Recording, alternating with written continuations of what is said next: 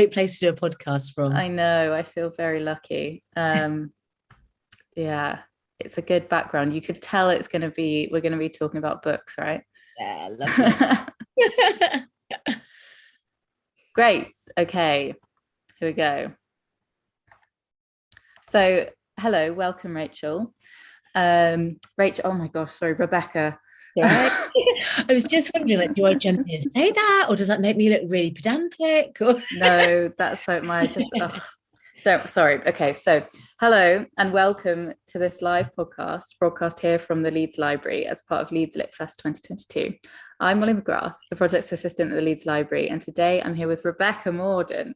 Hey. After graduating Sheffield University and Bristol Old Vic Theatre, Rebecca worked as an actor, director, writer, and producer and created award-winning feminist production hub Scary Little Girls. In 2021, she was chosen for the BBC Writers' Room, wrote for the BBC's Archive on 4, Radio 4's The UK Project, and her first book was published, Out of the Darkness, Greenham Voices. Rebecca is a regular rent feminist talking head for TV and radio, including You and Yours, 5 Live, Women's Hour, and Sky News. Hello, welcome, Rebecca. Thank you so much for chatting to me. I'm just deeply covetous that I'm not in the library doing it with you. I know. Well, but you've got, that amazing kind of screeny background is fantastic. Yeah, it's beautiful, isn't it? This is the last present that my mum ever gave me. So when she was alive, this was the last present. She never got to see it in real life, but I remember sending her photographs and we were both very pleased with this present. And then it sort of lives, it's like a really beautiful, ornate part of her legacy in my little, otherwise very cramped little ex-council living room. Yeah, it's so gorgeous, really, really special. I want to start this chat off by asking about Scary Little Girls, which is your production company that you created, and so that's been going for 20 years now. I think its anniversary was recently. It's this year. It's yet to happen.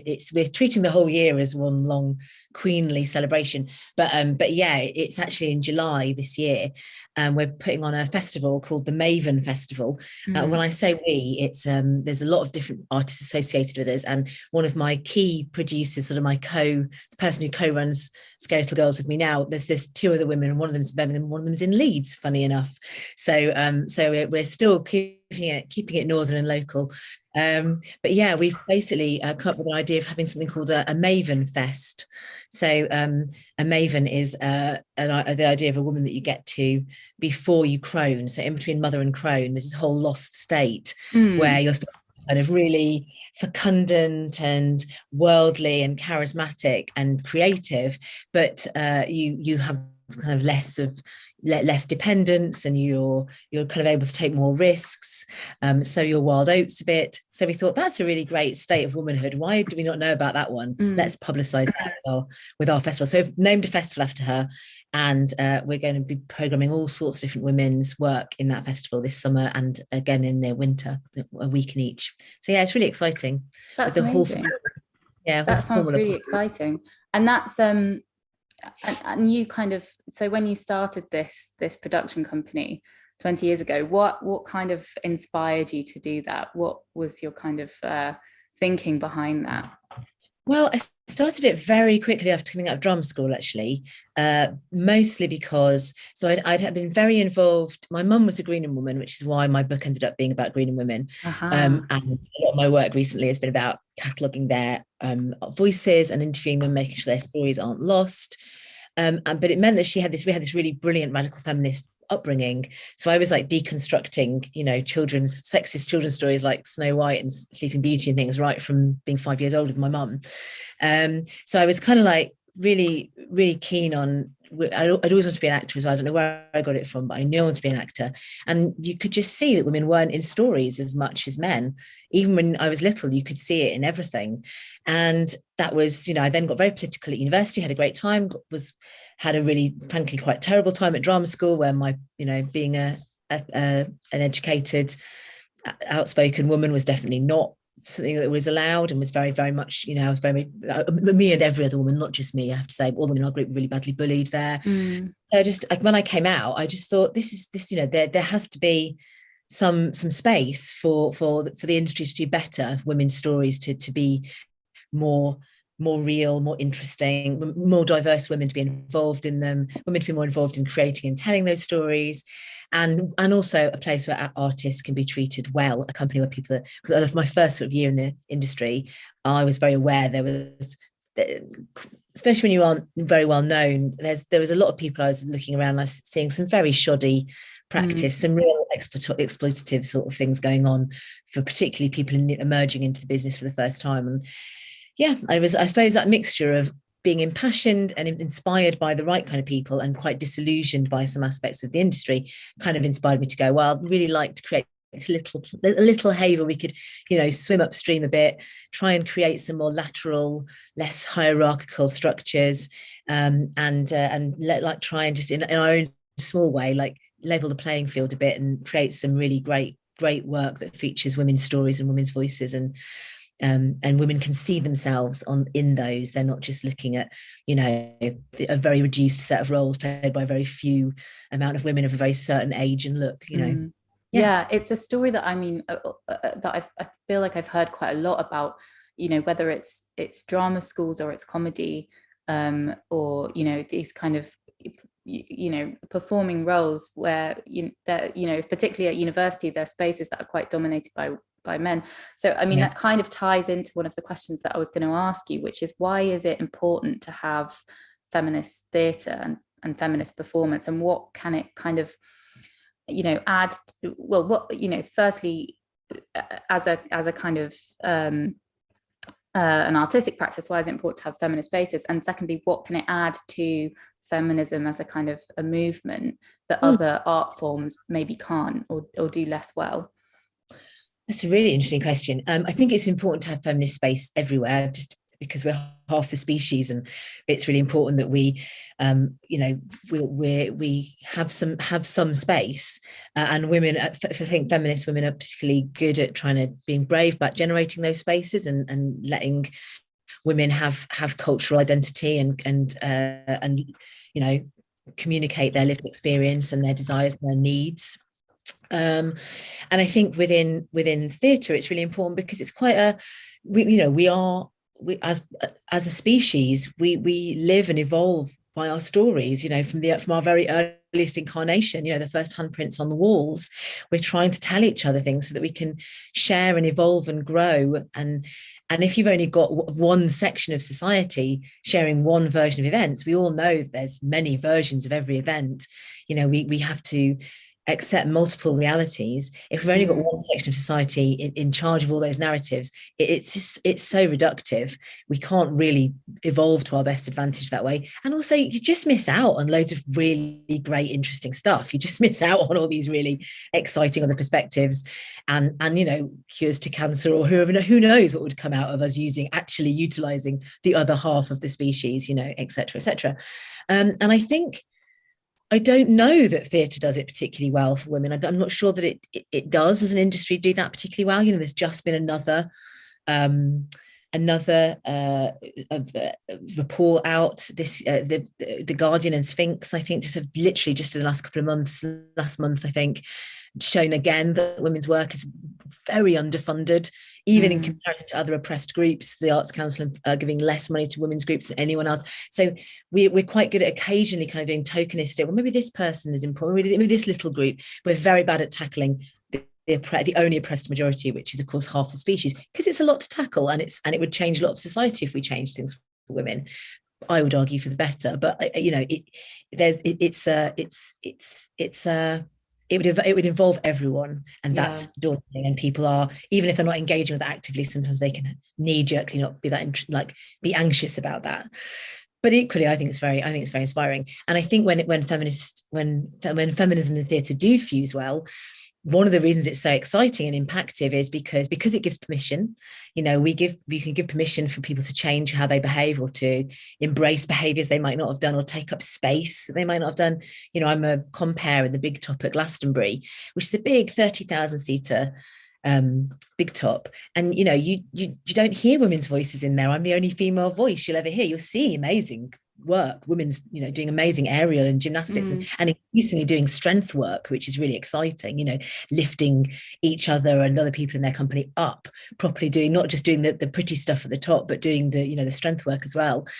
But you don't hear any women's voices. And I'm constantly saying to young women as they're training, you can only do dance and gymnastics and things like that and aerial for so long.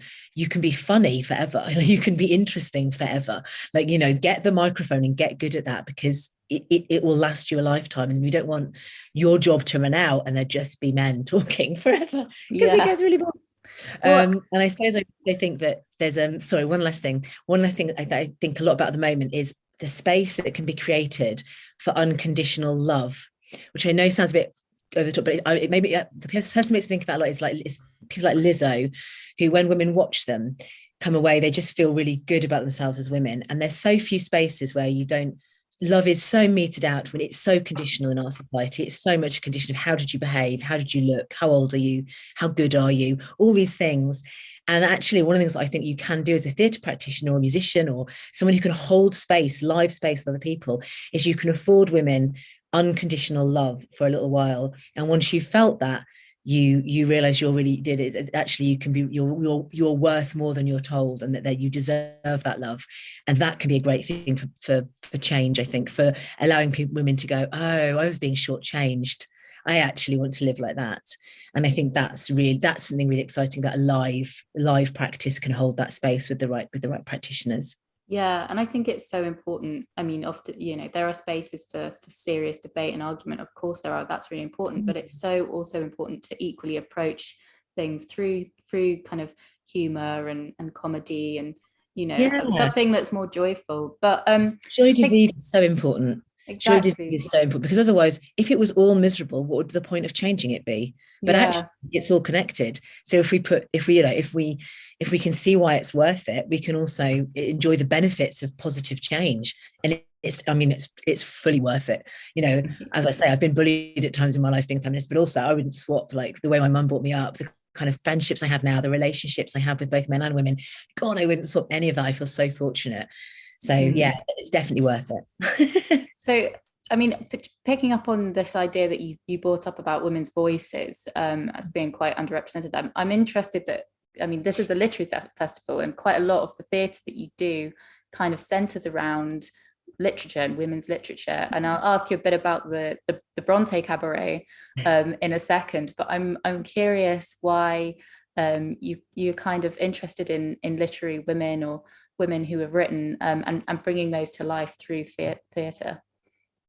I think it's honestly, I could probably try and come up with some sort of very high-end or worthy answer, but honestly, I think it's completely selfish. I absolutely love books. They're just like my first love. Like, everything about them I was home educated, so I was able to just read and do everything I wanted in my own time. And like, basically my parents facilitated whatever I was interested in. And basically what I wanted to do was watch old films, Singing in the Rain and Fred and Ginger and things like that, and read and read and read. So I think I love sharing what I love.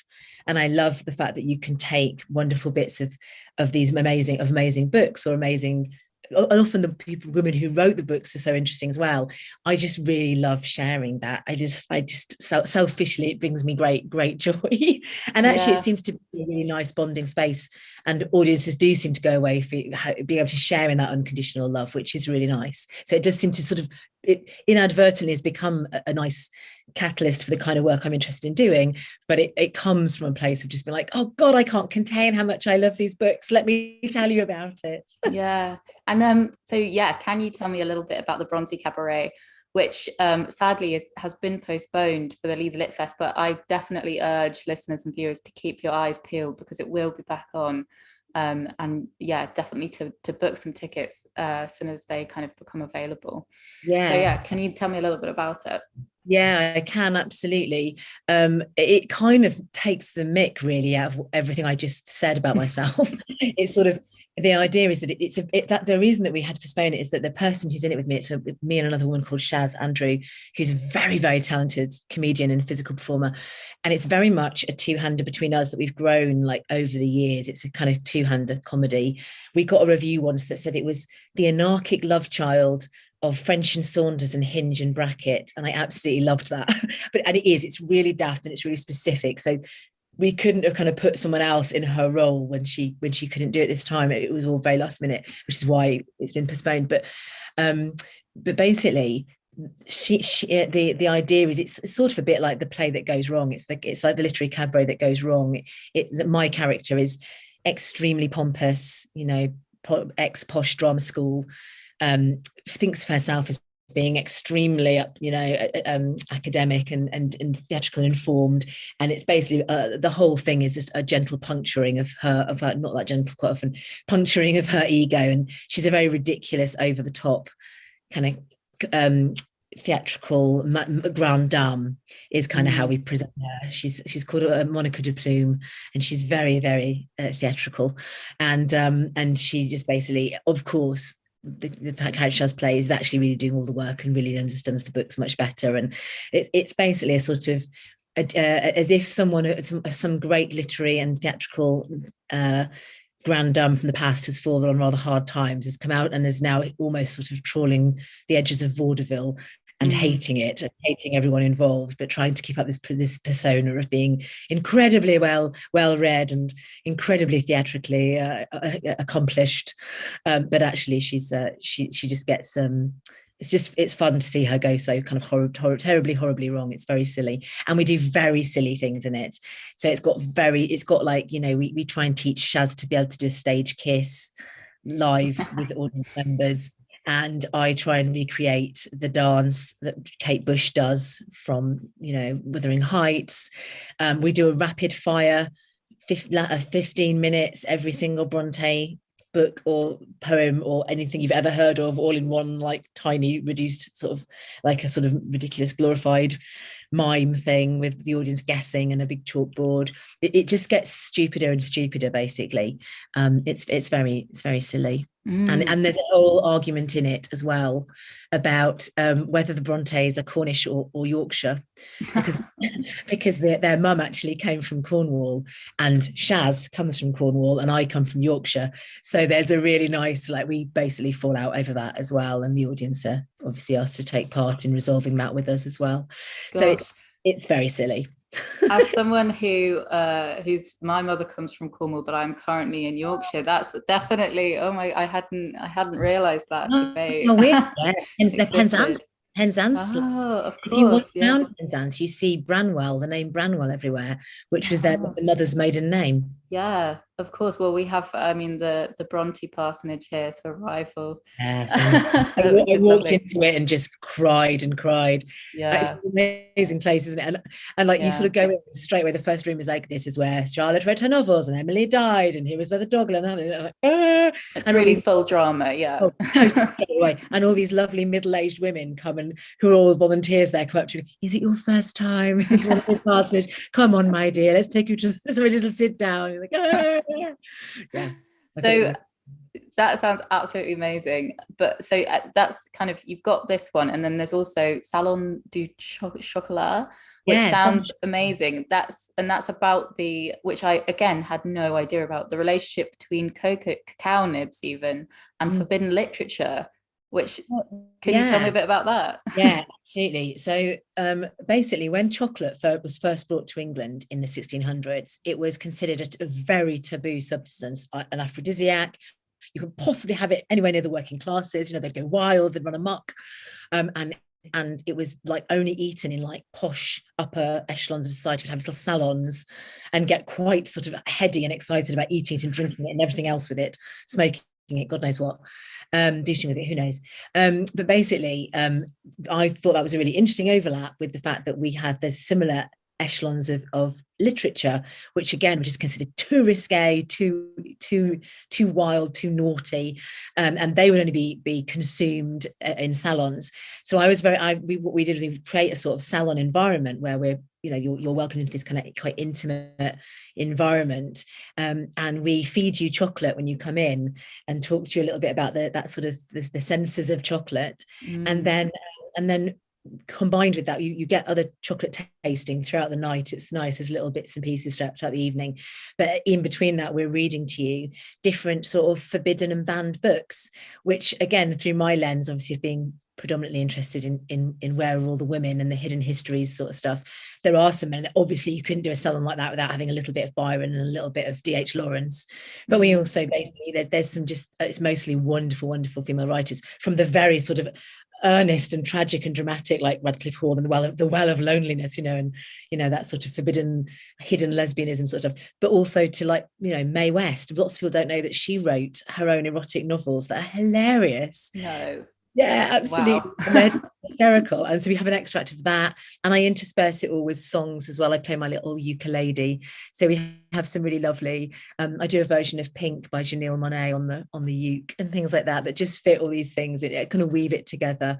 And so again, some of it's the sublime to the ridiculous. There's some really daft stuff in there, and then some really quite poignant readings and songs as well. And it's all sort of delivered with that we're talking to the audience, so they're getting these lovely experiences, the chocolate and the readings and the songs, but we're just chatting to them as well, and every now and then we do a little audience vote where they get to vote on what we might say next, or what the outcome of a different survey might be, or it's kind of like very gently they're sort of involved in the way you'd be in a salon, not participation exactly, because that's a bit stressful, isn't it? But more like we're in this space together, having this nice time. So it's a really lovely thing. It's a really nice show. I really like that you're kind of coming at that from a not an unexpected but an unusual angle, and you kind of, all your work seems to be really kind of unique and imaginative and creative in approaching these topics in ways that you just wouldn't have thought, which I really like.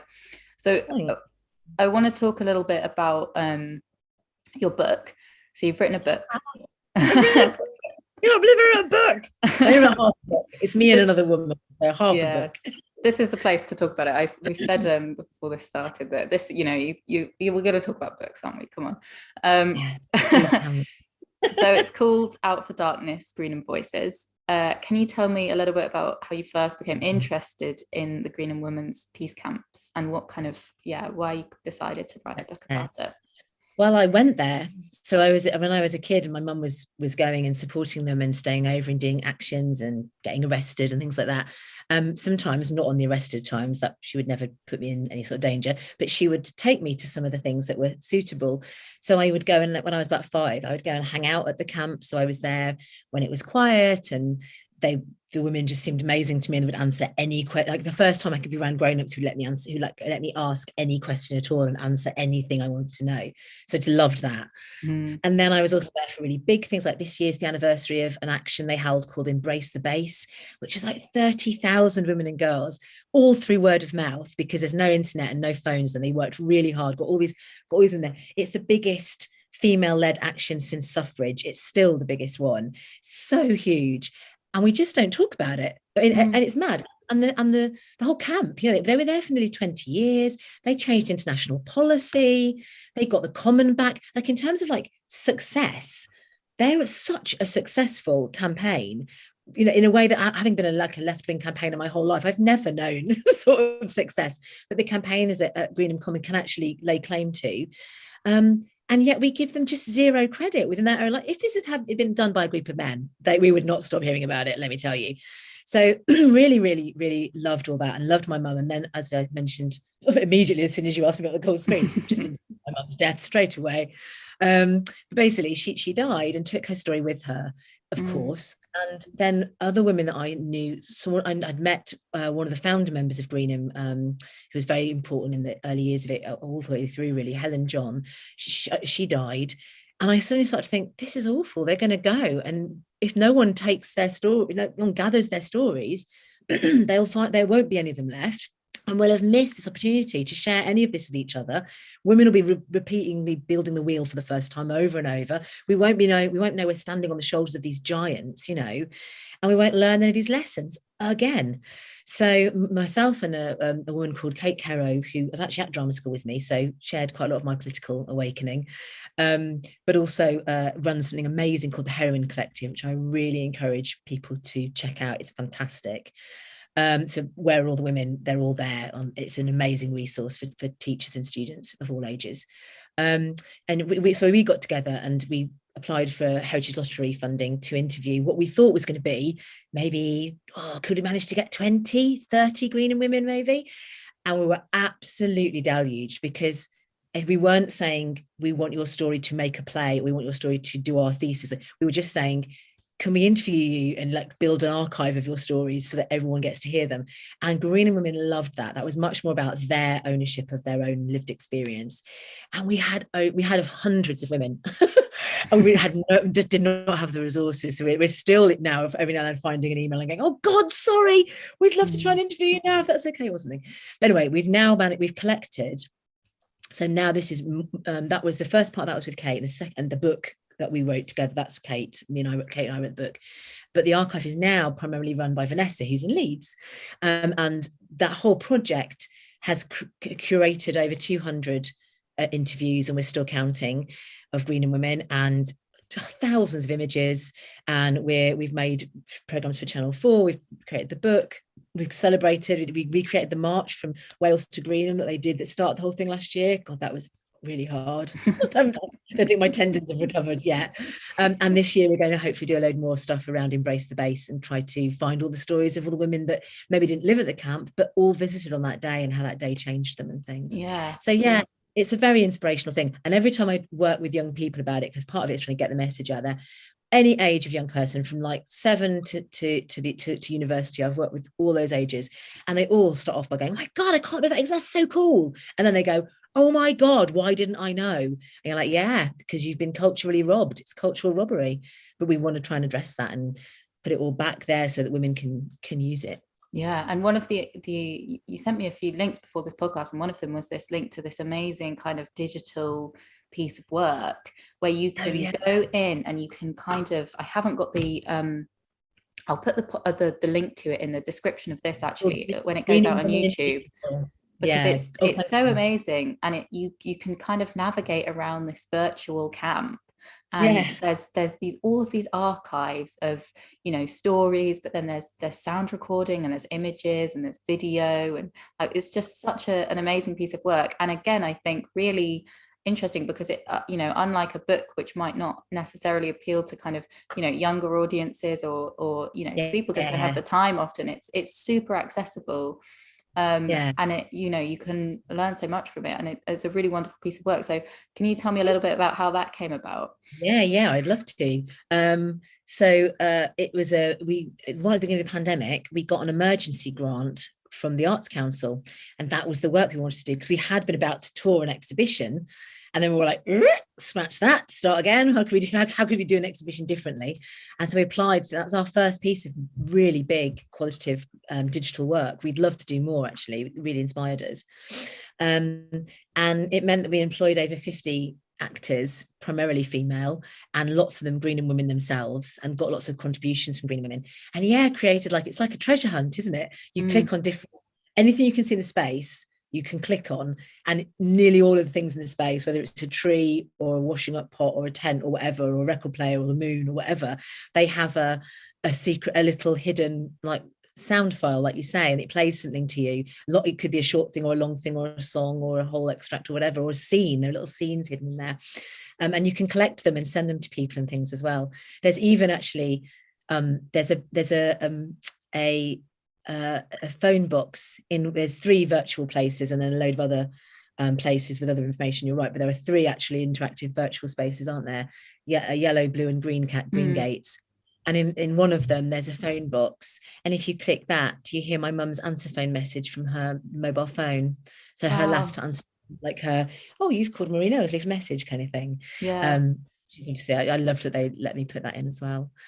Which is not to say that the book isn't every bit as fascinating. No, of course not. just so people know, what we did with the book was try and fit the same sort of amount of stuff, like the voices, all the voices. That's what we're trying to do with Greenham. Never speak for them, only speak with them. And the book is basically it's us weaving together the history of the camp, but with using all the interviews. So it's nearly all verbatim. So there's over 60 women involved in that, whose voices you'll hear in that book, in the same way that many in the website as well. Like, we're just trying to pack, because they're such fascinating women. It's lovely when you start to listen to them, you can't stop, and you want to hear all of them and more. Yeah, that must have been a huge amount of work then put into kind of, recording these interviews, and then kind of writing about them, what kind of themes emerged from those conversations, if any, or were they just completely about anything and everything and diverse? Well, we definitely let the women take their own. We did what's called informal interviewing. Mm-hmm. So we had a set of questions, and depending on the interviewer, they stuck to them rigidly or just didn't bother with them at all, depending on their own style. But it was meant to be the women would be able to share whatever they wanted, based on their very different experiences.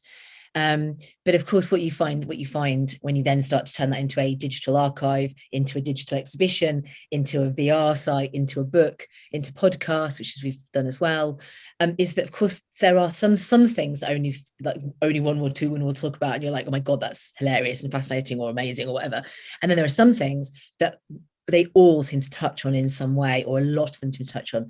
So we broke the book down into those sections, really. So it's things like art and creativity, law and disorder, motherhood. It was interesting, actually, non-violent direct action, which is a huge part of the whole thing. How the locals were with them, who lived at camp, who came and visited and supported camp from the outside. The thing we didn't do, which we were going to do at the beginning, was we're going to have a chapter on lesbianism, because it's a really huge part of lesbian visibility. It's a huge part of lesbian history and culture. And then we were like, no, that makes it sound like lesbianism was a chapter within it, whereas actually everything else was a chapter within this overarching lesbian environment. Mm-hmm. It was an inverse of our culture, wherein gay people, in particular lesbians, are less visible and take up only a quarter of the space, or not even that, but statistically there's less gay people and more heterosexual. It was the other way around. It was by far like sort of 70-30 lesbian at Greenham. So we just decided that every single chapter should have something in it about lesbianism. And I worked with we've got some lovely animations from the Falmouth Film School. We did 2 years of projects with them where they've done the most beautiful animations for us, taking bits of we let them listen to the archive and they choose the people they want to make these little animations about, and they're just wonderful. And the only note I ever seem to have, 2 notes I always give them, which is women's bodies are all different. So when you're drawing the women at camp, can they all be different sizes, please? Because then you've drawn them all the same size. And then they do this lovely job of making all of them have different heights and shapes and bottoms and things, and it's lovely. And the other note I give is like, there's loads of lesbians. If you could just make sure it's peppered with lesbians, please. Like, don't erase them, because that's who was there. Yeah. So it's really nice. So they have all these lovely animations that have all these little moments. Every time you look closer, you realize all the couples in the background are all 2 women together everywhere, because that's what that was what it was like there. It's great, really lovely. Yeah. Yeah. That sounds really wonderful, and I'm really struck by the kind of the number and the variety of kind of creative connections that you have in your work, and all these amazing people kind of doing projects together, and I think the kind of warmth that you talk about it with is really inspiring. I can't wait to see these shows in Leeds when they come up. Lovely, thank you. It's very nice of you to say. Yes, I feel very fortunate about the community that we seem to have of women in the arts now. That Scary Little Girls has become a hub for, and I'm so fortunate. Yeah, I feel very fortunate. Well, thank you so much for chatting to me. For people at home, if you're interested in finding out more about the Leeds LitFest, and I'm sure there will be more information on these when these shows have been rescheduled on that website. It's www.leedslitfest.co.uk. You have a website, which is, I think it's scarylittle.girls.co.uk, is that right? Yeah. Oh, very good, Molly. Yeah. And anything else that you've got going on at the moment that you want to kind of tell people about? We'd love you to come into our Maven Festival, and we'd love to know if there's work that you'd like to see in the Maven Festival, because we've just received our first cultural recovery grant, and with it we're commissioning and programming work going forward. And also, so if you're interested and you have work that's emerging, or work that you think we should be programming, get in touch with us. Anything that goes through the website will come to me. So yeah, come and Maven with us, because that's going to be really exciting. And if you are interested in Greenham stuff, or you're a Greenham woman and want to share your story, greenhamwomeneverywhere.co.uk is the other place to go. Those are our my 2 loves are there.